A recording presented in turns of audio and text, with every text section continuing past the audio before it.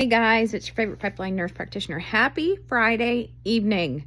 I just got home from the clinic, was wrapping up my notes, and I think I'm going to start doing some Friday wrap-ups. I'm going to look back at the patients I took care of and see if there's anything that could be useful for you guys. So this week, I actually had a patient who was having some kidney problems, and I realized that I haven't talked about kidneys at all. So, excuse me if you already know, but you got two kidneys. They're kidney bean shaped, one on each side, and they're just filters. They're your body's filters, and pretty much everything runs through them.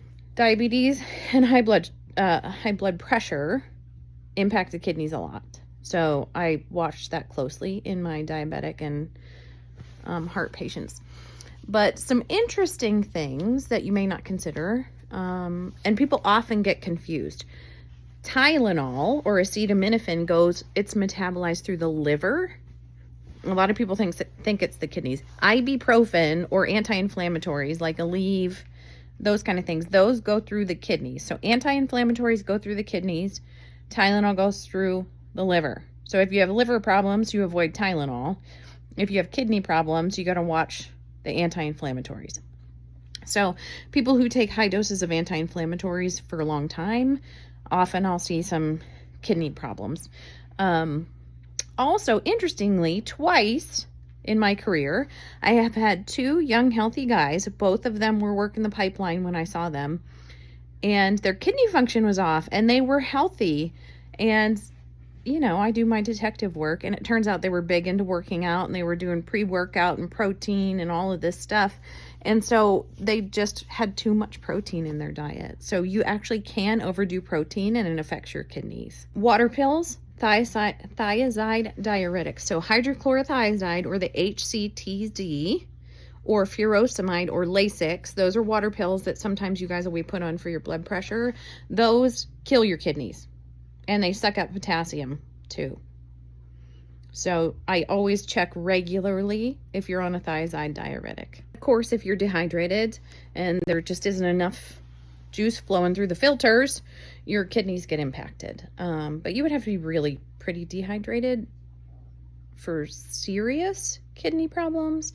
But that said, there are three main tests that I look for, just kind of general kidney function tests.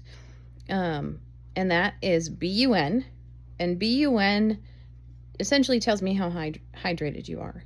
And so if it's 18 or higher, I think. Oh gosh, Friday night brain fart. Anyway, if the BUN alone is elevated, that means you need to drink more water. Generally speaking, that's what that means. The other two tests I really look at are the GFR, the glomerular filtration rate, and that is essentially how quickly your kidneys are filtering, and it should be 60 or above. Anything under 60 is considered early chronic kidney disease. And then the third one is the creatinine.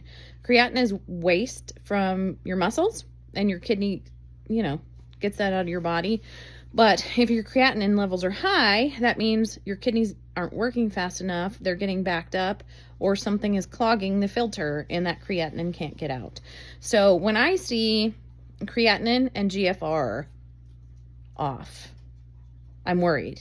That's when I'm like, what medications are you on? How much protein? Do you have high blood pressure we didn't know about? That kind of stuff. If it's just the BUN and the other stuff is fine, I'm more like, drink some water, we'll check it again in a couple months. But anywho, that's the kidney. It's Friday. I hope you guys have a terrific weekend. Please let me know if you have any questions about anything.